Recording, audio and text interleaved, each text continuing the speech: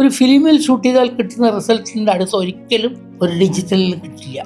എൻ്റെ ആദ്യത്തെ 5 cinema black and white ആയിരുന്നു. ഫിലിം 2 സ്പൂൾ ഉണ്ടാവും. ഒന്നിൽ സൗണ്ട് ട്രാക്ക് ഓടുന്നുണ്ടാവും, ഒന്നിൽ പിക്ചർ ട്രാക്ക് ഓടുന്നുണ്ടാവും. അപ്പോൾ ഈ പിക്ചർ ട്രാക്ക് ഓടുന്നതിന് അവിടെ ഫിലിം ഗേറ്റ് ഉണ്ട്.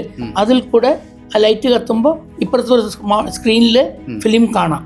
ഇപ്പുറത്തെ സൗണ്ട് ഹെഡ് ഉണ്ടാവും. അതിൽ ലൈറ്റ് കത്തുമ്പോൾ നമ്മൾ വിചാരിക്കുന്ന പോലെ ഒരിക്കലും സൗണ്ടും പിക്ചറും പാരലായിട്ട് വെച്ചിട്ടല്ല പ്രിൻ്റ് ചെയ്യുന്നത്. ഒരിക്കലും സൗണ്ടും പിക്ചറും പാരലായിട്ട് പ്രിൻ്റ് ചെയ്താൽ നിങ്ങൾ സംസാരിക്കുമ്പോൾ സൗണ്ട് സിങ്കറൈസ് ചെയ്ത് വരില്ല. കാരണം സൗണ്ടിൻ്റെ വേഗതയും ലൈറ്റിൻ്റെ വേഗതയും തമ്മിലുള്ള വ്യത്യാസം.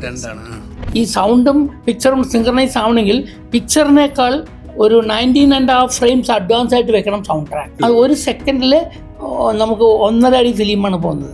24 ഫ്രെയിംസ് പറഞ്ഞാൽ 1.5 അടിയാണ്. ഓരോ കളറും കാണണമെങ്കിൽ അത് ഇത്ര സെക്കൻഡ് നമ്മുടെ കണ്ണിൻ്റെ റെറ്റിനയിൽ പതിയണമെന്നുണ്ട്. അതാണ് 1/20 സെക്കൻഡ്. അപ്പോൾ ഓരോ ഫ്രെയിമും നമ്മുടെ മുന്നിൽ 1/20 സെക്കൻഡ് നിന്നാൽ മാത്രമേ നമുക്ക് ആ ചിത്രം പതിയുള്ളൂ. അന്ന് പ്രിവ്യൂ കാണാൻ ഒരു മാർഗ്ഗമില്ലല്ലോ. No preview. നമ്മൾ കണ്ണിൽ കണ്ടിട്ട് ഓക്കെ പറയുന്നതന്നെ ഉള്ളൂ. മോണിറ്റർ പോലും ഇല്ലല്ലോ. മസാർ എന്നെ വിളിച്ചു പറഞ്ഞു, ചന്ദ്രൻ എന്തിനാ അത് ട്രോളി എത്ര ബുദ്ധിമുട്ടാണ്, സൂം ചെയ്ത് എടുത്തൂടെ? അപ്പോൾ ഞാൻ അറിയാതെ പറഞ്ഞു അത് സെയിം എഫക്റ്റ് വരില്ല എന്ന് പറഞ്ഞു. ഈ ട്രോളി പറയുമ്പോൾ ക്യാമറയാണല്ലോ പ്രേക്ഷകൻ അടുത്തേക്ക് പോവുകയാണ്. മറ്റേത് ക്യാമറ അവിടെ തന്നെ നിൽക്കുകയാണ്. സൂം ചെയ്തിട്ട് ക്യാരക്ടേഴ്സിനെ ഇങ്ങോട്ട് കൊണ്ടുവരിക ചെയ്യുന്നത്.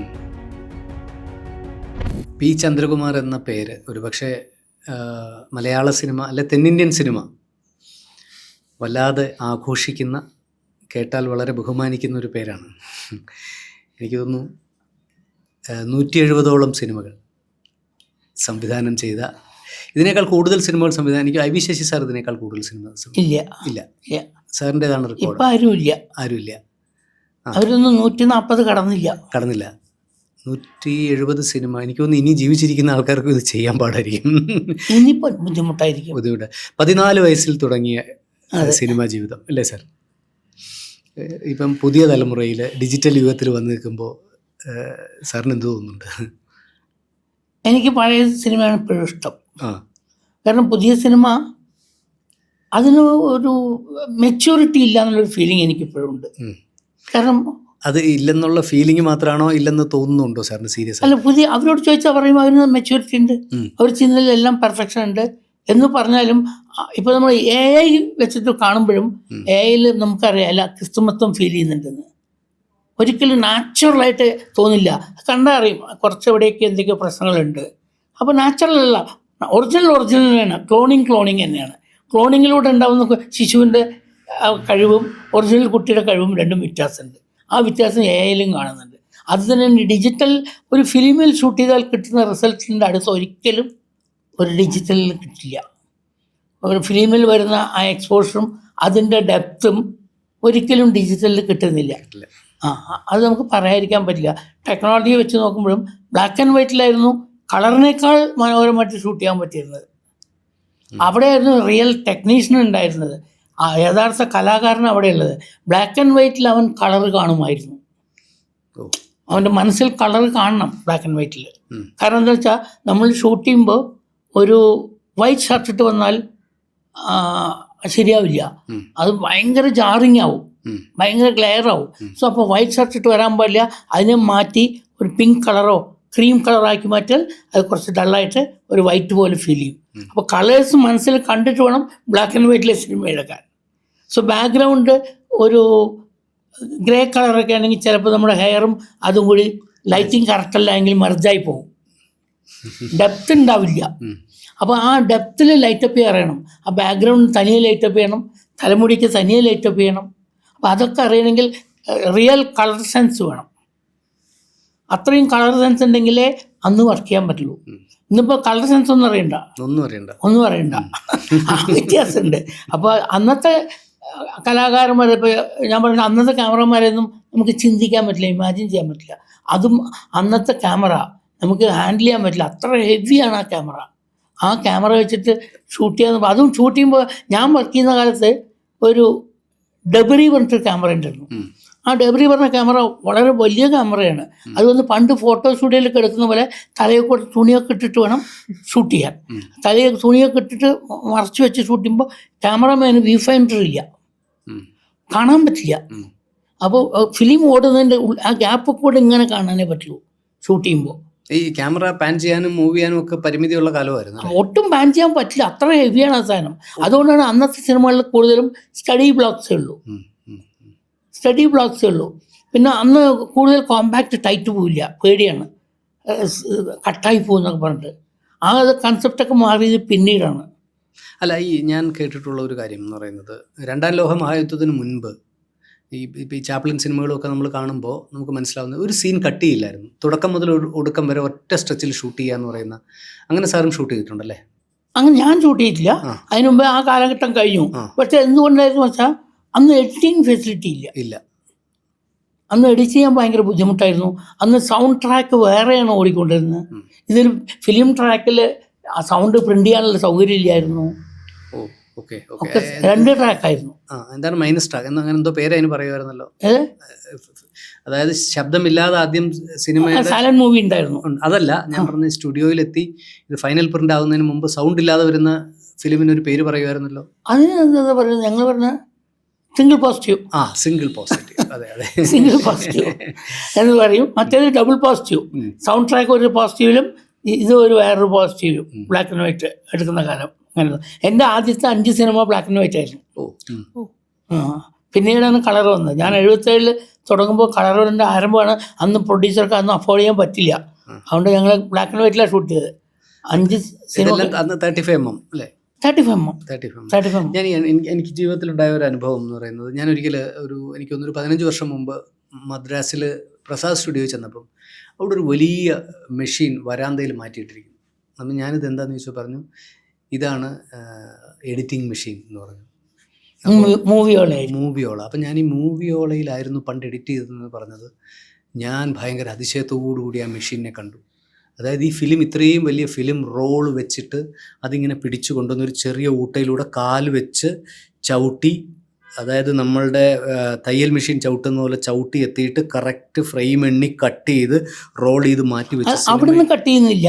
അവിടെ എന്താണെന്ന് വെച്ചാൽ ഈ ഫിലിം 2 സ്പൂൾ ഉണ്ടാവും. ഒന്നിൽ സൗണ്ട് ട്രാക്ക് ഓടുന്നുണ്ടാവും, ഒന്നിൽ പിക്ചർ ട്രാക്ക് ഓടുന്നുണ്ടാവും. അപ്പോൾ ഈ പിക്ചർ ട്രാക്ക് ഓടുന്നതിന് അവിടെ ഫിലിം ഗേറ്റ് ഉണ്ട്. അതിൽ കൂടെ ആ ലൈറ്റ് കത്തുമ്പോൾ ഇപ്പുറത്തെ സ്ക്രീനിൽ ഫിലിം കാണാം. ചെറിയ സ്ക്രീൻ എനിക്കറിയാം, കാണാം. ഇപ്പുറത്തെ സൗണ്ട് ഹെഡ് ഉണ്ടാവും. അതിൽ ലൈറ്റ് കത്തുമ്പോൾ ആ സൗണ്ട് ട്രാക്കിൽ കൂടെ നമുക്ക് സൗണ്ടിലെ മോഡുലേഷൻ. അപ്പോൾ അതിനൊരു പ്രത്യേകതയിൽ നമ്മൾ വിചാരിക്കുന്ന പോലെ ഒരിക്കലും സൗണ്ടും പിക്ചറും പാരലായിട്ട് വെച്ചിട്ടല്ല പ്രിൻ്റ് ചെയ്യുന്നത്. ഒരിക്കലും സൗണ്ടും പിക്ചറും പാരലായിട്ട് പ്രിൻ്റ് ചെയ്താൽ നിങ്ങൾ സംസാരിക്കുമ്പോൾ സൗണ്ട് സിങ്കറൈസ് ചെയ്ത് വരില്ല. കാരണം എന്താ കാരണം എന്നറിയില്ലേ, സൗണ്ടിൻ്റെ വേഗതയും ലൈറ്റിൻ്റെ വേഗതയും തമ്മിലുള്ള വ്യത്യാസം. അപ്പോൾ അതുകൊണ്ട് ഈ സൗണ്ടും പിക്ചറും സിങ്കറൈസ് ആവണമെങ്കിൽ പിക്ചറിനേക്കാൾ ഒരു 19.5 ഫ്രെയിംസ് അഡ്വാൻസ് ആയിട്ട് വെക്കണം സൗണ്ട് ട്രാക്ക്. 19.5. അപ്പോൾ ഏകദേശം പറഞ്ഞാൽ ഒരു സെക്കൻഡ് 2 സെക്കൻഡ് അല്ല 1 മിനിറ്റ്. അത് 1 സെക്കൻഡിൽ നമുക്ക് 1.5 അടി ഫിലിമാണ് പോകുന്നത്. 1 സെക്കൻഡിൽ വന്നിട്ട് 16 ഫ്രെയിംസ് ഓടും ക്യാമറ. 24 ഫ്രെയിംസ് ഓടും. 24 ഫ്രെയിംസ് പറഞ്ഞാൽ 1.5 അടിയാണ്. 16 ഫ്രെയിമാണ് 1 അടി. 1.5 അടി ഫിലിം ഓടും 24 ഫ്രെയിംസിൽ. അപ്പോൾ ഇതിന് ആ 24 ഫ്രെയിംസ് കൊണ്ട് 19.5 ഫ്രെയിംസേ വേണ്ടുള്ളൂ. കയറ്റി വെച്ചാലേ അതും ഇതും കൂടി സിങ്ക് ആവുള്ളൂ. ആ സ്പീഡ് കണക്കൂട്ടിക്കണം. അങ്ങനെയാണ്. അതുകൊണ്ടാണ് പല സിനിമയും നമ്മൾ തിയേറ്ററിൽ കാണുമ്പോൾ ചിലപ്പോൾ ആരംഭിക്കുന്ന സൗണ്ട് കാണില്ല. എന്ത് പറ്റും വെച്ചാൽ അതിൻ്റെ ട്രാക്ക് കുറച്ച് അഡ്വാൻസ് ആയി പ്രിൻ്റ് ചെയ്തിട്ടുണ്ടാവും. ഓരോ തിയേറ്ററിൽ എത്തുമ്പോഴും ഈ സ്പൂളിൽ ഇൻസേർട്ട് ചെയ്ത് കയറ്റുമല്ലോ, അപ്പം അവർ കട്ട് ചെയ്ത് കളയും ഷാർപ്പല്ലെങ്കിൽ. അപ്പോൾ വീണ്ടും കട്ട് ചെയ്യും. അപ്പോൾ കുറച്ച് വെച്ചായിട്ട് കുറച്ച് ട്രാക്ക് പോകും. അപ്പം ചിലർ ചോദിച്ചിട്ടുണ്ട് എന്തുകൊണ്ട് 19 ഫ്രെയിംസ് ബാക്കിൽ വെച്ചുകൊണ്ടിരുന്നു. അപ്പോൾ പിക്ചർ കട്ടായി പോകും. അപ്പോൾ അതുകൊണ്ട് ഈ സൗണ്ടും പിക്ചറും നമ്മൾ അഡ്വാൻസ് തരണം. അത് അറിഞ്ഞാൽ മാത്രമേ അതറിയുള്ളൂ. അപ്പോൾ അതേപോലെയുള്ള പ്രശ്നം എന്ന് വെച്ചാൽ ഈ ഗേറ്റിൽ ഓരോ ഫ്രെയിമും നിന്ന് പോകണം. അപ്പോഴേ നമുക്ക് സിനിമ. ഇപ്പം നമുക്ക് ഡിജിറ്റൽ അങ്ങനെയല്ല, സ്മൂത്തായിട്ടാണ് പോകുന്നത്. പണ്ട് അങ്ങനെ ഓരോ ഇതിനെപ്പറ്റി ചിന്തിക്കുക വേണ്ട. ഈ പറയുന്ന കാര്യങ്ങളൊക്കെ തന്നെ ചിന്തിക്കാൻ പോലും പറ്റില്ല. അല്ല, ചിന്തിക്കേണ്ട കാര്യവും ഇപ്പൊ ഇല്ല. വരുന്നില്ല. ഇപ്പൊ എല്ലാം 25 ഫ്രെയിംസിന്റെ കാലമാണ്. 25 ഫ്രെയിംസിന്റെ കാലമാണ്. അല്ല, എന്താണ് 25 ഫ്രെയിംസ്, എന്താണ് 24 ഫ്രെയിംസ് എന്ന് അറിയില്ല. എല്ലാവരും പറഞ്ഞു, ഞാനും പറഞ്ഞു, അത്രേ ഉള്ളൂ. അങ്ങനെയാണ് സത്യത്തിൽ. അത് ന്യൂട്ടൺസ് കളർ പ്രിൻസിപ്പിൾ അനുസരിച്ചിട്ട് നമ്മളൊരു വെബ്ജിയോർ 7 കളർ ഒന്നിച്ച് തിരിച്ചാൽ വെള്ളം മാത്രമേ കാണുള്ളൂ. അപ്പോൾ ഓരോ കളറും കാണണമെങ്കിൽ അത് ഇത്ര സെക്കൻഡ് നമ്മുടെ കണ്ണിൻ്റെ റെറ്റിനയിൽ പതിയണമെന്നുണ്ട്. അതാണ് 1/20th സെക്കൻഡ്. അപ്പോൾ ഓരോ ഫ്രെയിമും നമ്മുടെ മുന്നിൽ 1/20th സെക്കൻഡ് നിന്നാൽ മാത്രമേ നമുക്ക് ആ ചിത്രം പതിയുള്ളൂ. അപ്പോൾ ഈ പ്രൊജക്ടറിൽ ആ ഗേറ്റിൽ ഓരോ ഇതും 1/20th സെക്കൻഡ് നിന്നിട്ടാണ് പോകുന്നത്. അതാണ് അത് ആരും പഠിപ്പിച്ചു കൊടുക്കുന്നില്ല, ആർക്കും അറിയില്ല. അതാണ് ഇതിൻ്റെ സത്യാവസ്ഥ. ഈ നമ്മളിപ്പോൾ ഈ ടെക്നിക്കൽ സൈഡും ക്രിയേറ്റീവ് സൈഡും നമുക്ക് രണ്ടായിട്ട് കാണണം. ഒരു പക്ഷേ ഈ ടെക്നിക്കൽ ഡിഫിക്കൽട്ടീസ് കൂടുമ്പോൾ ക്രിയേറ്റിവിറ്റിയിലേക്കുള്ള ശ്രദ്ധ കുറയുകയാണ് സാധാരണ സംഭവിക്കുന്നത്. പക്ഷേ നമ്മളിപ്പോൾ സിനിമയിൽ തിരിച്ചറിയുന്ന ഒരു കാര്യം എന്ന് പറയുന്നത്, ഒരു പക്ഷേ ഒരു 90-കൾക്ക് ശേഷം ടെക്നോളജി വളരെ ഈസി ആയതിനു ശേഷം ക്രിയേറ്റിവിറ്റി ഡൗൺ ആയിപ്പോയി എന്ന് ചിന്തിക്കേണ്ടിയിരിക്കുന്നു. കാരണം 90-കൾക്ക് മുൻപുള്ള സിനിമകളുടെ ആസ്വാദനം അല്ലെങ്കിൽ സിനിമകളുടെ ഇൻഫ്ലുവൻസ് വളരെ വലുതായിരുന്നു. അതിൻ്റെ കാര്യം പറഞ്ഞുതരാം. അന്ന് ഇപ്പം വന്ന് ടെക്നോളജി ക്രിയേറ്റിവിറ്റി രണ്ടായി നിൽക്കുകയാണ്. കാരണം ഇത് രണ്ടാണ്. ടെക്നോളജി പഠിക്കേണ്ട ആവശ്യമില്ല, ക്രിയേറ്റിവിറ്റി മാത്രമേ അറിയേണ്ട ആവശ്യമില്ല. ടെക്നോളജി അത് ഓട്ടോമാറ്റിക്കലി ക്യാമറ ഓൺ ചെയ്താൽ വർക്ക് ചെയ്യുന്ന എല്ലാവർക്കും അറിയും. ഇപ്പോൾ ക്യാമറാമാൻ പറയുന്നത് ഇവിടുത്തെ എത്ര ക്യാമറമാരുണ്ടാവും സിസ്റ്റമാറ്റിക്കായി പഠിച്ചു വന്നവർ? ഉണ്ടാവില്ല. എത്ര എഡിറ്റേഴ്സ് ഉണ്ടാവും സിസ്റ്റമാറ്റിക്കായി പഠിച്ചു വന്നവർ? ഉണ്ടാവില്ല. എത്ര ഡയറക്ടേഴ്സ് ഉണ്ടാവില്ല. കാരണം ഇന്നിപ്പോൾ അങ്ങനെ ഒരു ആവശ്യമില്ല. ആർക്ക് വേണമെങ്കിലും ചെയ്യാം. നമുക്ക് കഴിവുണ്ടെങ്കിൽ ചെയ്യാം, എക്സ്പെരിമെൻ്റ് ചെയ്യാം. നമുക്ക് അതിനുള്ള പോസിബിലിറ്റീസ് ഉണ്ട്. കാരണം നമുക്ക് ഒരു ചെറിയ ഷോർട്ട് ഫിലിം എടുത്ത് നോക്കാം, നമ്മുടെ കഴിവ് പരീക്ഷിക്കാം. അന്ന് അങ്ങനെ പരീക്ഷിക്കാൻ പറ്റില്ല. It's A costly affair. ഫിലിമിൽ കളിക്കാൻ പറ്റില്ല. അപ്പോൾ ഫിലിമിൽ ചെയ്യാൻ പറഞ്ഞ ബുദ്ധിമുട്ടുള്ളതുകൊണ്ട് പിന്നെ അന്ന് ഇത് സെപ്പറേറ്റ് ആയിട്ട് പഠിപ്പിക്കുന്ന ഒരു വിങ്ങില്ല. സിനിമയുടെ കൂടെ നടന്നോളുക, അതിൻ്റെ കൂടെ നിന്ന് പഠിച്ചോളുക. ഫിലിം സ്കൂളുകളില്ല. ഫിലിം സ്കൂളുകൾ ഉണ്ടായപ്പോഴും അങ്ങനെ ഇത് സെപ്പറേറ്റ് ആയിട്ട് പഠിപ്പിച്ചു കൊടുക്കാമെന്നും പറഞ്ഞിട്ടില്ലായിരുന്നു.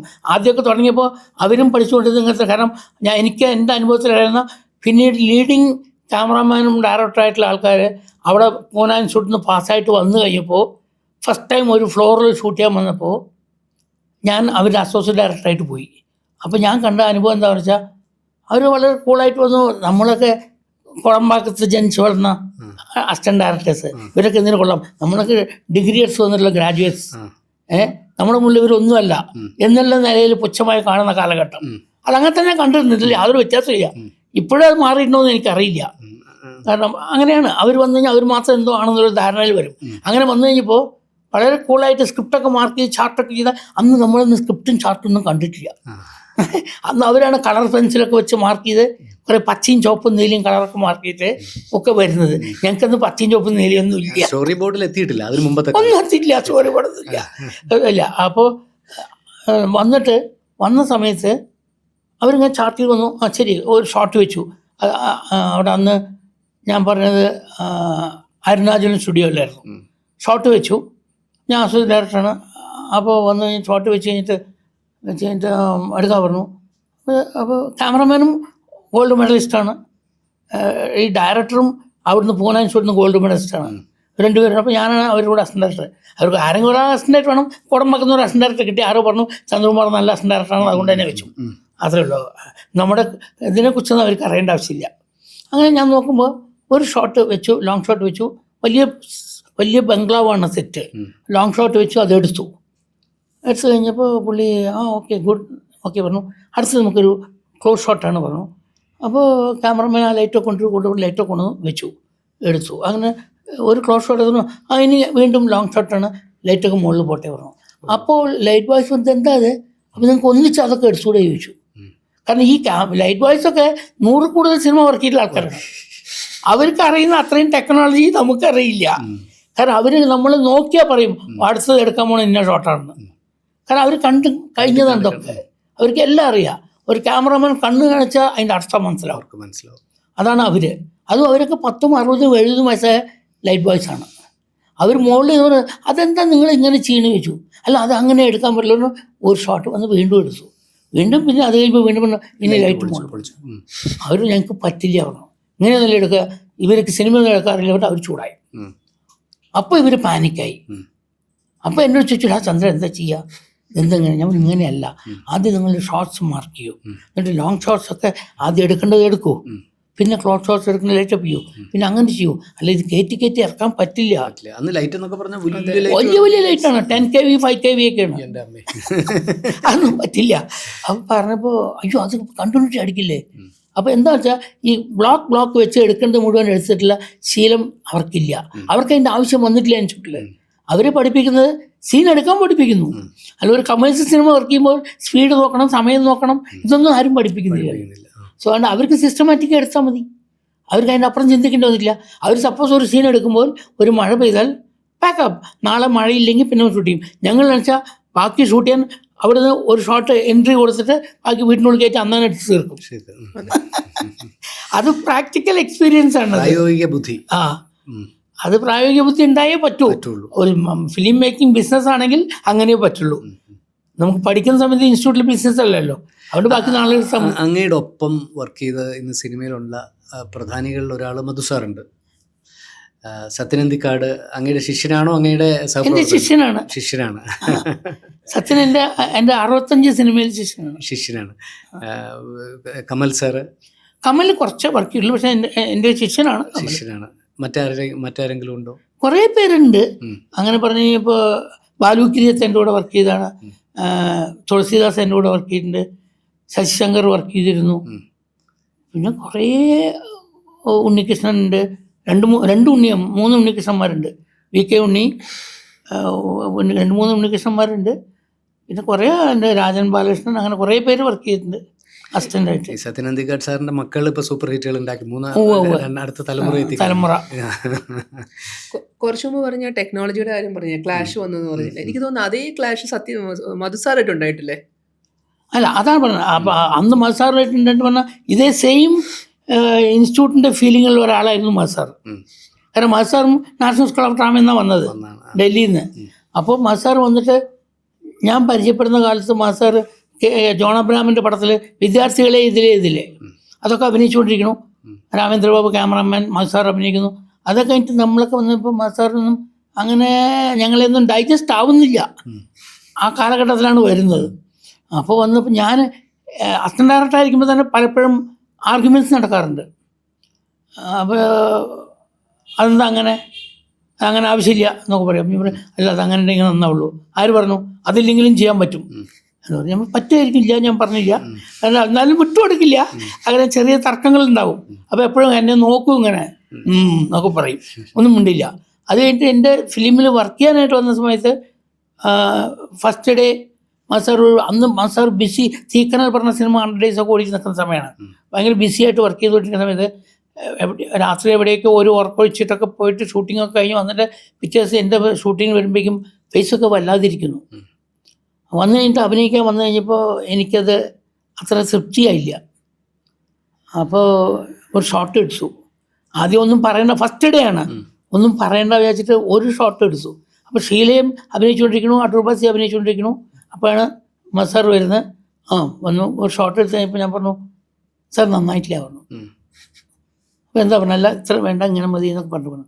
ഒരിക്കൽ കൂടി എടുത്തു. സോറി സാർ നന്നായിട്ടില്ല പറഞ്ഞു. What is A problem tell me എന്ന് പറഞ്ഞു. അപ്പോൾ ആ ടോൺ മാറി പെട്ടെന്ന് മസാർ. കാരണം മസാർ അന്ന് ഭയങ്കര ബിസിയാണ്.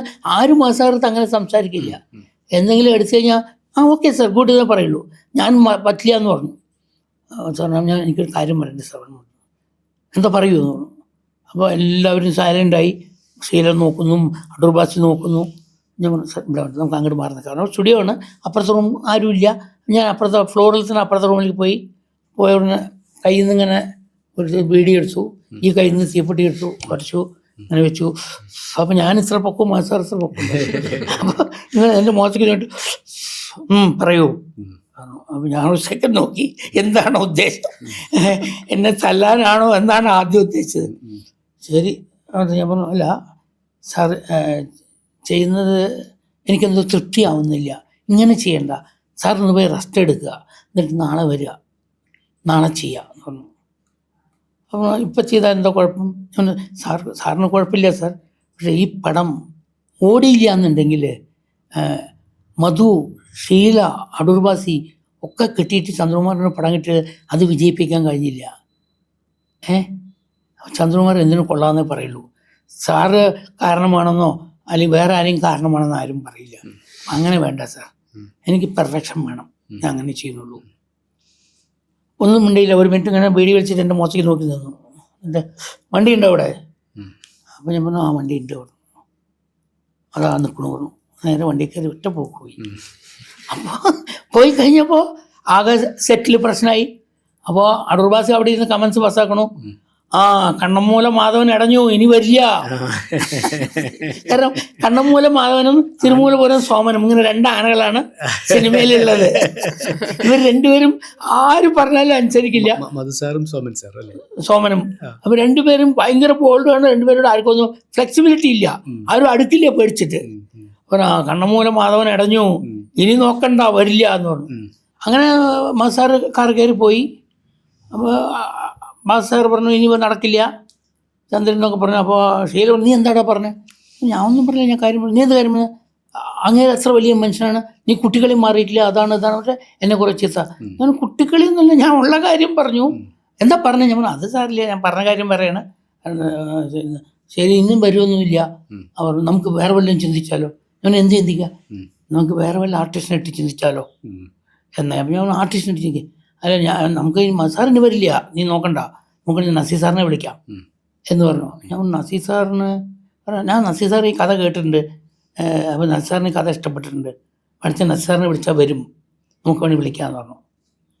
അപ്പോൾ അടൂർ ബാസിയും അവിടെ നിന്ന് പറയുന്നുണ്ട്. സത്യത്തിൽ അന്ന് പറഞ്ഞ 2 ഗ്രൂപ്പ് ഉണ്ടായിരുന്നു. ഇവരൊക്കെ ഇല്ല എന്ന് പറഞ്ഞാലും ഞാൻ ഓപ്പണായിട്ട് പറയണു, 2 ഗ്രൂപ്പ് ഉണ്ടായിരുന്നു. ഒരു അടൂർ ബാസി, പ്രേം നസീർ, ഷീല, അതൊക്കെ ഒരു ഗ്രൂപ്പ്.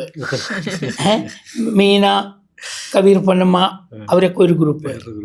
ഇപ്പുറത്തെ ഒരു ഗ്രൂപ്പ് മത്സാറ്, സുമാരി ചേച്ചി, ശങ്കരാടി, ബഹദൂർ, പിന്നെ ജയഭാരതി, ഇതൊക്കെ വേറൊരു ഗ്രൂപ്പ്. അങ്ങനെ 2 ഗ്രൂപ്പ് എപ്പോഴും ഉണ്ടായിരുന്നു, ഇല്ലാന്നും പറയാൻ പറ്റില്ല. ഗ്രൂപ്പിസം ഇല്ലാത്ത കളികളൊന്നും ഇല്ല, അതെപ്പോഴും ഉണ്ടാകുന്നുണ്ട്. അപ്പോൾ അങ്ങനെ ഞാൻ പറഞ്ഞു അയ്യോ അത് പറ്റില്ല, ഇത് നസീർ സാറിനെ വെച്ച് മനസ്സിൽ കണ്ടിട്ടുണ്ടാക്കിയ സബ്ജക്റ്റ് അല്ല, അതുകൊണ്ട് ഇത് പറ്റില്ല, ഇത് ചെയ്യാൻ ഇത് മസാറിന് വേണം. നമുക്ക് നസീറിനെ വെച്ച് നമുക്ക് വേറെ കഥ ഉണ്ടാക്കാൻ ചെയ്യാം, എന്നാലും നോക്കാം, നമുക്ക് നാളെ വെക്കാം ഷൂട്ടിങ് എന്ന് പറഞ്ഞിട്ട്. അപ്പോൾ അതിൻ്റെ പ്രൊഡ്യൂസർ ഡോക്ടർ ഭാഷനാണ്. എനിക്ക് കിട്ടിയ ഏറ്റവും വലിയ ഭാഗ്യം ഡോക്ടർ ഭാഷണം പ്രൊഡ്യൂസറായി വന്നതാണ്. കാരണം ഞാൻ അദ്ദേഹത്തിൻ്റെ കുറേ പടങ്ങൾ അസിസ്റ്റൻ്റായിട്ട് വർക്ക് ചെയ്തു. അതുകൊണ്ടാണ് ആ 19 വയസ്സ് തന്നെ എന്നോടുള്ള വിശ്വാസം കൊണ്ട് എന്നെ ഡയറക്ടറാക്കിയത്. 19 വയസ്സിൽ മധുസാറിനെ വെച്ച് അപ്പോൾ ഡയറക്ടറാക്കിയപ്പോൾ എന്നോട് പറഞ്ഞ ഡോക്ടർ ഒരു കാര്യമേ പറഞ്ഞുള്ളൂ, ഞാൻ പടം കാണില്ല, ചന്ദ്രൻ കണ്ട് എഡിറ്റ് ചെയ്ത് എല്ലാം കഴിഞ്ഞിട്ട് എത്ര വേണമെങ്കിൽ റീടേക്ക് ചെയ്തോളൂ, പ്രശ്നമല്ല, ചന്ദ്രൻ തൃപ്തിയായിട്ട് ഇനി കണ്ടോളൂ എന്ന് പറഞ്ഞാൽ മാത്രമേ ഞാൻ പടം കാണുള്ളൂ. കാരണം അത്രയും ഫ്രീഡം കിട്ടുന്ന ഒരു ഡയറക്ടറും ലോകത്തുണ്ടായിട്ടുണ്ടാവില്ല. കാരണം ഒരു പ്രൊഡ്യൂസറും പടം കാണാതിരിക്കില്ല. ഇന്നത്തെ കൂട്ടല്ല, പ്രൊഡ്യൂസർമാർ കിങ് ആയിരുന്നു. പ്രൊഡ്യൂസർമാരുടെ വാക്കുകൾക്ക് വലിയ വിലയുള്ള കാലമായിരുന്നു. അതെ അല്ലേ. പിന്നെ അന്ന് പ്രൊഡ്യൂസറാണ് സിനിമ തീരുമാനിക്കുന്നത്. ഞാൻ പറയാറുണ്ട്, അത് പിന്നീട് പറയാം, ഒരുപാട് പ്രൊഡ്യൂസേഴ്സിനെ കുറിച്ച് പറയുമ്പോൾ ഇന്നത്തെ പ്രൊഡ്യൂസേഴ്സിനും അന്നത്തെ പ്രൊഡ്യൂസേഴ്സിനുള്ള വ്യത്യാസങ്ങൾ ഒരുപാടുണ്ട്, അജഗജാന്തരുണ്ട്. ഇന്നത്തെ പ്രൊഡ്യൂസേഴ്സൊക്കെ കുറേ കാലം അവരുടെ അടുത്ത് പോയി ക്ലാസ് എടുത്തിട്ട് വരണം, പഠിച്ചിട്ട് വരേണ്ടതാണ്. പ്രൊഡ്യൂസർ ആവണമെങ്കിൽ എന്തൊക്കെ വേണമെന്നുള്ളത് പഠിക്കണം. ഇന്നിവിടെ ഒന്ന് അനുഭവിച്ച് പഠിച്ചിട്ട് കരയുന്നത് കണ്ടിട്ടുള്ളൂ നമ്മൾ. ഞങ്ങളുടെ കാശ് പോയി എന്നൊക്കെ പറഞ്ഞിട്ട് കരയുന്നത്. കരയാതിരിക്കണമെങ്കിൽ അവർ എങ്ങനെ സിനിമ എടുക്കണമെന്ന് ആദ്യം പഠിക്കണം. അത് പലപ്പോഴും ഉണ്ടായിട്ടില്ല, അതാണ്. അപ്പം അങ്ങനെ അന്ന് ഷൂട്ടിങ് നിർത്തുമ്പോൾ ഞാൻ ഡോക്ടർ ഭാഷൺ പ്രൊഡ്യൂസർ ബാലേട്ടൻ വന്നു. ബാലേട്ടനോട് പറഞ്ഞു, ബാലേട്ട ഐ എം സോറി, ഇന്ന് നമുക്കൊരു 10,000-7,000 രൂപയോളം നഷ്ടം വരും. 7,000 രൂപ എന്ന് പറഞ്ഞാൽ ഇന്നത്തെ വലിയ എമൗണ്ടാണ്, വലിയ എമൗണ്ടാണ്. അന്ന് ഒരു ദിവസം ഷൂട്ടിംഗ് കോസ്റ്റ് പറഞ്ഞാൽ 7,000-8,000 രൂപയേ ഉള്ളൂ. അപ്പോൾ ഇന്നത്തെ ഒരു മിനിമം ഒരു 4 ലക്ഷം 5 ലക്ഷം വരും. അപ്പോൾ 7,000 രൂപ നമുക്ക് നഷ്ടം വരും. പക്ഷേ നമ്മളിത് അല്ലെങ്കിൽ ഒരു ഫുൾ പിക്ചർ എടുത്തിട്ട് നഷ്ടം വന്നതിനേക്കാൾ വലിയ നഷ്ടമല്ലേ, അതുകൊണ്ടാണ് ഞാൻ അങ്ങനെ ചെയ്ത് പറഞ്ഞാൽ സാറില്ല, അതെൻ്റെ ഇഷ്ടം പോലെ ചെയ്തു, ഞാൻ എൻ്റെ സൈഡാണ്, ഓക്കെ എന്ന് പറഞ്ഞിട്ട് ബപ്പുവാ, നീ ടെൻഷൻ ആവണ്ട, പടാ വണ്ടി കയറാൻ പറഞ്ഞിട്ട് ബാലട്ടൻ എപ്പോഴും ഞങ്ങളെ കുട്ടികളായിട്ട് കണ്ടു. ഞാനുണ്ട്, സത്യനാണ് അസിസ്റ്റന്റ് ഡയറക്ടർ. കൊച്ചു പയ്യന്മാരാണ്. അതെ അപ്പോൾ സത്യൻ പറഞ്ഞു വണ്ടി കയറി, ടെൻഷൻ ഉണ്ടായിരുന്നു. നേരെ വീട്ടിൽ വിളിച്ചു കൊണ്ടുപോയി. അപ്പോൾ വീട്ടിൽ വിളിച്ചുകൊണ്ട്, ഞങ്ങളൊക്കെ ബാച്ചിലേഴ്സ് ആണല്ലോ, വീട്ടിൽ വിളിച്ചുകൊണ്ടിട്ട് അന്നത്തെ രാത്രിത്തെ ഫുഡൊക്കെ അവിടെ തരും. എന്നിട്ട് ഞങ്ങൾക്ക് ഒരു ആട്ടോണിൽ കാശ് തന്നിട്ട് പറഞ്ഞയക്കും. അപ്പോൾ ഞാൻ ആട്ടോന് 30 റുപ്യ തന്നാൽ ഞങ്ങൾക്ക് അവിടെ നിന്ന് ആട്ടോ എടുത്ത് പോവാം. ഞങ്ങൾ ചിലപ്പോൾ 10 റുപ്യ എടുത്ത് സൈക്കിൾ ഷേപ്പ് പോകാൻ വിചാരിക്കും. അപ്പോൾ 20 റുപ്യ ലാഭിക്കാമല്ലോ. അതിന് വേണ്ടിയിട്ട് എന്നിട്ട് സൈക്കിൾ ഷേപ്പ് പോകുമ്പോഴൊക്കെ എനിക്ക് നല്ല കോമഡി തോന്നാറ്, ഞാനും സത്യനിരിക്കും സൈക്കിൾ ഷേപ്പ് ചവിട്ടുന്നതാണ്. അപ്പോൾ ഒരു വയസ്സായ ഒരു മുനിയാണ്ടി ഉണ്ടാവും അവിടെ എപ്പോഴും രാത്രി. ആ മുനിയാണ്ടിയുടെ ആട്ടോറിക്ഷ കയറിയിട്ട് പോകുമ്പോൾ കുറച്ചൊരു മോംസം തോന്നും, സത്യ പാവം, അയാൾ എങ്ങനെയാണ് ചവിട്ടുക, വേണ്ട പറയും. ഞങ്ങൾ നിർത്താൻ പറയും. എന്നിട്ട് ഞങ്ങൾ രണ്ടുപേരും തള്ളും, അയാൾ ചവിട്ടിയിട്ട് പോകും. എന്നിട്ട് അവിടെ നിന്ന് അയാൾക്ക് കാശ് കൊടുത്തിട്ട് അങ്ങനെ ഒരു കാലഘട്ടം ഉണ്ടായിരുന്നു. അപ്പോൾ അത് കഴിഞ്ഞ് പിറ്റേ ദിവസം വന്നു, ഉച്ചയ്ക്ക് ഷൂട്ടിങ് വെച്ചു. കാരണം മാസാർ എപ്പോഴും ഉച്ചയ്ക്ക് ശേഷം വരുള്ളൂ, രാവിലെ വരില്ല. 12 മണിയെങ്കിലും കഴിഞ്ഞാലേ വരുള്ളൂ. ആ കണ്ടീഷനിൽ ഏത് പടവും എഗ്രി ഉള്ളൂ. അപ്പോൾ ഞാൻ പിറ്റേ ദിവസം വെച്ചു. ഇതുപോലെ 2 മണിക്ക് ഷൂട്ടിങ് തുടങ്ങി. അടൂർവാസി വന്നു, ഷീല വന്നു. അടൂർവാസി വീണ്ടും സെയിം കമൻസ് പാസ്സാക്കുന്നുണ്ട്. എന്താ എന്നും കാശ് വേസ്റ്റ് ചെയ്യണോ എന്നൊക്കെ ചോദിക്കണേ. അവൻ ഇല്ല സാർ, ഇന്ന് നടക്കുന്നു. ഷീല വന്നപ്പോൾ ഞങ്ങൾ കുറച്ച് ക്ലോസപ്സ് ഒക്കെ ഉണ്ട് എടുക്കാൻ പറയുമ്പോൾ, എന്തിനാണ് വെറുതെ ഫിലിം വേസ്റ്റ് ചെയ്യണം, സാറ് വന്ന ശേഷം തുടങ്ങിയാൽ പോരെ. ഞാൻ വരും, നമുക്ക് തുടങ്ങാം. ഞാൻ 10 മണിക്ക് കാർ അയച്ചിട്ടുണ്ട് സാറിന് എന്നാണ്. അപ്പോൾ 2-2:30 മണിയായി. 3 മണിയായപ്പോൾ സത്യൻ ഓടി വന്ന് പറഞ്ഞു, ചന്ദ്രമാ സാർ വന്നിട്ടുണ്ട്, കാറിൽ വന്ന് ഇറങ്ങുന്നുണ്ട് പറഞ്ഞു. അപ്പോൾ ഞാൻ നോക്കുന്നില്ല, എനിക്ക് നോക്കാൻ ധൈര്യമില്ല. അപ്പം മിണ്ടാതെ നിന്നു. അടുത്ത ഷോട്ട് വെച്ചു. അപ്പോൾ ആനന്ദക്കുട്ടനാണ് ക്യാമറാമാൻ. കുട്ടാ ഇവിടെ വെക്കടാ, ഇതെടുത്തോ പറഞ്ഞു. അപ്പോൾ എനിക്ക് മനസ്സിലായി പിന്നിൽ വന്ന് നിൽക്കുന്നുണ്ട്, മനസ്സിലായി. ഞാൻ നോക്കുന്നില്ല. ഒരു ഷോട്ട് കഴിഞ്ഞാൽ ഓക്കെ, നീ അവിടെ വെച്ച് പറഞ്ഞപ്പോൾ മിസ്റ്റർ ചന്ദ്രൻ ഞാൻ പറഞ്ഞു, സാർ ഗുഡ് ആഫ്റ്റർനൂൺ. പറഞ്ഞപ്പോൾ ഗുഡ് ആഫ്റ്റർനൂൺ, ഞാൻ റെഡി, തുടങ്ങാം. ഞാൻ തുടങ്ങാം സാർ, എനിക്ക് ഒന്ന് സംസാരിക്കണം. പറയൂ സാർ, അങ്ങോട്ട് പോകാന്ന്. അപ്പോൾ എനിക്ക് തോന്നി അങ്ങോട്ട് വിളിക്കുന്നത് എന്താണോ സംഭവം. അവിടെ പോയി സെയിം ഇതുപോലെ ബീഡി എടുത്തു, ചുണ്ടിൽ വെച്ചു, തീപ്പിടി എടുത്ത് കൊളുത്തി, ഇങ്ങനെ വലിച്ചു. എന്നിട്ട് പുക വിട്ടു. 1 മിനിറ്റ് എൻ്റെ മുഖത്തേക്ക് നോക്കി. എന്നിട്ട് മലയാള സിനിമയിൽ തന്തയ്ക്ക് പിറന്നവന്മാരുണ്ടെന്ന് എനിക്ക് മനസ്സിലായി. അപ്പോൾ ഞാനങ്ങനെ നോക്കി. സാധാരണ ഞാൻ ചെയ്യുന്നത് ശരിയാണോ തെറ്റാണോ നല്ലതാണോ എന്നല്ല പറയുക, എന്ത് ചെയ്താലും ഓക്കെ സാർ ഗുഡ് എന്നേ പറയുള്ളൂ.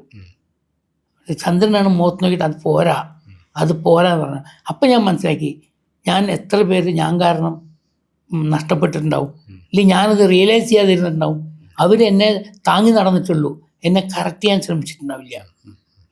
അതുകൊണ്ട് ചന്ദ്രൻ ആ മധുസാറിനെ വെച്ച് എത്ര സിനിമ എടുത്തു? അതാണ് ആ സാറിനെ വെച്ചിട്ട് പിന്നെ ഞങ്ങളൊരു 10-40 മധുസാറിന്റെ പ്രൊഡക്ഷനിൽ അത് കഴിഞ്ഞ് ആ പ്രൊഡക്ഷനിൽ അവിടെ തന്നെ ഷൂട്ടിങ് തുടങ്ങി.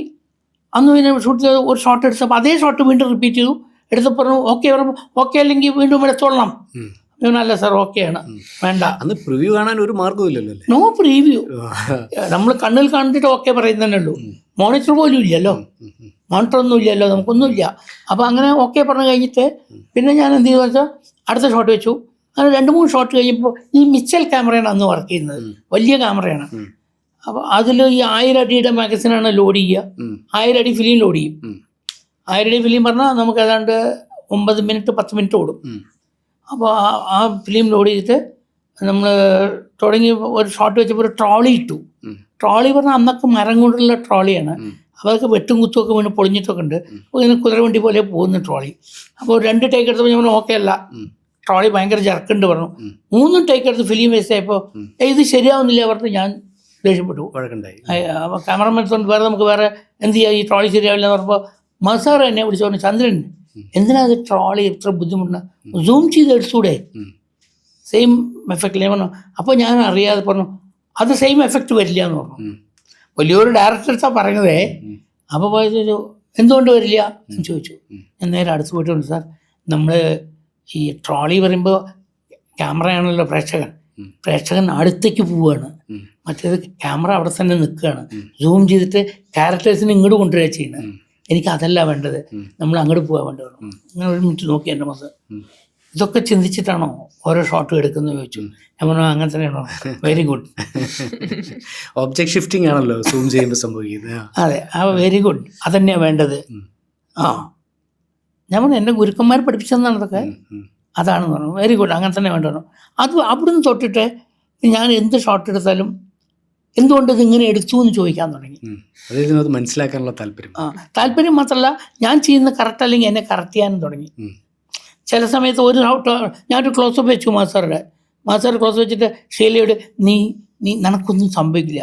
മാസ്റ്റർ ചന്ദ്ര ഞാൻ ഇങ്ങനെ പറഞ്ഞ ക്ലോസപ്പിൽ പറയുമ്പോൾ ഓഡിയൻസിനെ നോക്കി പറഞ്ഞ പോലെ ഉണ്ട്, ഷീല കൂടി സജഷനിലുണ്ടെങ്കിൽ നന്നായിരുന്നു എന്ന് പറഞ്ഞു. അപ്പോൾ ഞാൻ ഉടനെ പറഞ്ഞു കറക്റ്റ് സാർ, അത് ശരിയാണ് പറഞ്ഞു. ഷീലയെ വിളിക്കാൻ പറഞ്ഞു, വിളിച്ചു കൊണ്ടു നിർത്തി, എന്നിട്ട് രണ്ടുപേരും കൂടി എടുത്തു കൊണ്ടു. അപ്പോൾ അത് കഴിഞ്ഞ് വേറെ ഷോട്ട് വെച്ചപ്പോൾ അതെന്തോ വെച്ചപ്പോൾ അതങ്ങനെയല്ല സാർ പറഞ്ഞു. എന്താ ചോദിച്ചു. ഞാൻ ഇന്ന ഒരു കാരണം പറഞ്ഞു കൊടുത്തു. ഞാൻ കറക്റ്റ് വരുന്നുണ്ട്. അതിനുശേഷം അപ്പോൾ എല്ലാവരും ഈ പറഞ്ഞ അടൂർബാസിയും ഷീലയും എല്ലാവരും നോക്കാൻ തുടങ്ങി. ഞങ്ങൾ ഭയങ്കര ഡിസ്കഷൻ ഇൻട്രാക്ട് ചെയ്യുന്നു, അത് കറക്ഷൻസ് പറയുന്നു, ഭയങ്കര ജോവിയലായിട്ട് രണ്ടുപേരും കൂടി ചെയ്യുന്നു. ഒരു ടെൻഷനില്ല ഞങ്ങൾക്കിടയിൽ. ബാക്കി എല്ലാവരും സാർ അടുത്ത് നിൽക്കാൻ പേടിക്കുമ്പോൾ ഞങ്ങൾ ഭയങ്കര ഫ്രണ്ട്ലി ആയിട്ടാണ് പറയുമ്പോൾ. പ്രായം കൊണ്ട് വളരെ വ്യത്യാസം ഉണ്ടെങ്കിലും കണ്ണമൂലം മസൂനൊക്കെ അടുത്തു, കണ്ണമൂലം മാധവൻ അടുത്തു. ഭയങ്കര എല്ലാവരും അതിശയം എല്ലാവരും നോക്കുന്നു ഇങ്ങനെ. ഞാൻ എന്ത് പറഞ്ഞു, ഓക്കെ ചന്ദ്രൻ അച്ഛാ ഓക്കെ അങ്ങനെ ഓക്കെ പറയും. പിന്നെ സീനൊക്കെ പോയിട്ട് ഒരു പ്രാവശ്യം വായിച്ചു കൊടുത്താൽ അത് മനസ്സിൽ സൂക്ഷിക്കും. പിന്നെ നമ്മൾ ഡയലോഗ് പോലും പറഞ്ഞു കൊടുക്കണ്ട. ഏതാ ഷോട്ട്, ഡയലോഗ് എനിക്കറിയാം, കറക്റ്റായി പറയും. അത്ര ഒബ്സർവേഷനാണ്. അങ്ങനെയുള്ള ആക്ടേഴ്സൊക്കെ വളരെ കുറവാണ്. അത് ഒബ്സർവ് ചെയ്ത് കറക്റ്റായി പറയും. അങ്ങനെ തുടങ്ങി ഒരു 10 ദിവസം ഷൂട്ടിങ് കഴിഞ്ഞപ്പോൾ ഒരു ദിവസം ഇങ്ങനെ വന്നപ്പോൾ കയ്യിൽ നിന്ന് ഇങ്ങനെ കുറച്ച് കാശെടുത്തു. ചന്ദ്രൻ ഇവിടെ വരൂ പറഞ്ഞു, ഒന്നും കുറച്ച് ലഡുവും ഐസ്ക്രീമൊക്കെ വാങ്ങിയിട്ട് ഉച്ചയ്ക്ക് എല്ലാവർക്കും കൊടുക്കണം. ഞാൻ ചന്ദ്ര സാറിൻ്റെ ബർത്ത്ഡേ ആണോ? അതൊക്കെ ഞാൻ പറയാം, ഇന്ന് വാങ്ങിക്കൊണ്ടിരൂ. ഞാൻ ഉച്ചയ്ക്ക് അതൊക്കെ ഏർപ്പാട് ചെയ്തു, വാങ്ങിക്കൊണ്ടു. അപ്പോൾ ഷീല, അടൂർബാസി, ഡോക്ടർ ഭാഷൻ എല്ലാവരും ഉണ്ടായിരുന്നു. എന്താ ചോദിച്ചു. അതൊക്കെ പറയാം സാർ, ചന്ദ്രൻ്റെ കൈ കൊണ്ട് കൊടുക്കു പറഞ്ഞു. ഞാൻ എൻ്റെ കൈ ഉണ്ട്, സാറിൽ കൊടുക്കുന്നുണ്ട്, സാറിൻ്റെ വിശ്വസിക്കും അല്ല കൊടുക്കുമെന്ന് പറഞ്ഞു. അങ്ങനെ ഞാൻ എല്ലാവർക്കും കൊടുത്ത് പറഞ്ഞു. ഞാൻ ഉമ്മ സ്റ്റുഡിയോ പറഞ്ഞിട്ടൊരു സ്റ്റുഡിയോ കൺസ്ട്രക്ട് ചെയ്തിട്ടുണ്ട്, പക്ഷെ അതിൻ്റെ പേരിൽ ഞാൻ സിനിമകളൊന്നും എടുത്തിട്ടില്ല. അപ്പോൾ അതിൻ്റെ പേരിൽ എടുക്കേണ്ട സിനിമ ഞാൻ ഡയറക്റ്റ് ചെയ്താൽ ശരിയാവില്ല. കാരണം ഞാൻ പങ്ക്ച്വലല്ല, ഞാൻ രാവിലെ എഴുന്നേക്കില്ല, സമയത്തിന് വരില്ല, അകത്ത് ഉഴപ്പനാണ്, പതുക്കെ വരുള്ളൂ, പതുക്കെ എടുക്കുള്ളൂ. എനിക്ക് വേണ്ട ചന്ദ്രനെ പോലെ ഒരാളാണ്. വെരി സ്ട്രിക്റ്റ്, മൗത്ത് നോക്കി കാര്യം പറയും. കൃത്യം രാവിലെ 6 മണി പറഞ്ഞാൽ 6 മണിക്ക് വന്ന് നിൽക്കും. അത്ര പങ്ക്ച്വലാണ്, സിസ്റ്റമാറ്റിക്കാണ്. അതുകൊണ്ട് ഞാൻ ഉമാ സ്റ്റുഡിയോൻ്റെ പേരിൽ സിനിമ എടുക്കാൻ പോവുകയാണ്. അതിൻ്റെ ഡയറക്ടർ ചന്ദ്രനാണ്. എന്നിട്ട് ഈ കയ്യിൽ നിന്ന് കുറച്ച് കാശെടുത്ത് അഡ്വാൻസ് എൻ്റെ കയ്യിൽ തന്നു. അങ്ങനെയാണ് ഉമാ സ്റ്റുഡിയോ കയറുന്നത്. ഉമാ സ്റ്റുഡിയോ കയറുമ്പോൾ തന്നെ കിട്ടിയ എനിക്കുള്ള മെച്ചം, അതുവരെ ഞാൻ 4-5 ബ്ലാക്ക് ആൻഡ് വൈറ്റ് സിനിമ ചെയ്തിട്ടില്ലായിരുന്നു. അന്ന് ആദ്യത്തെ കളർ ഫിലിം അസ്തമയം. അപ്പോൾ അസ്തമയം എന്ന് പേരിട്ടപ്പോഴും ഈ സിനിമയിലെ അന്ധവിശ്വാസങ്ങൾ ചർച്ചയാണ്. അപ്പോൾ എല്ലാവരും പറഞ്ഞു ചന്ദ്രൻ അപ്കമ്മിങ് ഡയറക്ടറാണ്, അസ്തമയം എന്ന് പേരിട്ടത് അറം പറ്റും. സിനിമ അങ്ങനെ ഭയങ്കരമായിട്ട് ചിന്തിക്കുന്നത്. അത് വന്നിട്ട് ഏറ്റവും കൂടുതൽ ശ്രദ്ധിക്കപ്പെടുന്ന സിനിമയായി മാറി. അതായിരുന്നു എനിക്ക് ഉദയം. അതെ. അപ്പൊ ഞാൻ പറയാറുണ്ട്, ഭാസ്കർ മേഷ് ഉദയം, എൻ്റെ ഗുരു ഭാസ്കർ മേഷ് ഉദയം എന്ന് പറഞ്ഞിട്ട് സിനിമ എടുത്തു. അത് വളരെ ഫെയിലിയർ ആയ പടമാണ്. അപ്പൊ പിന്നെ ടൈറ്റിൽ എന്തർത്ഥമുണ്ട്?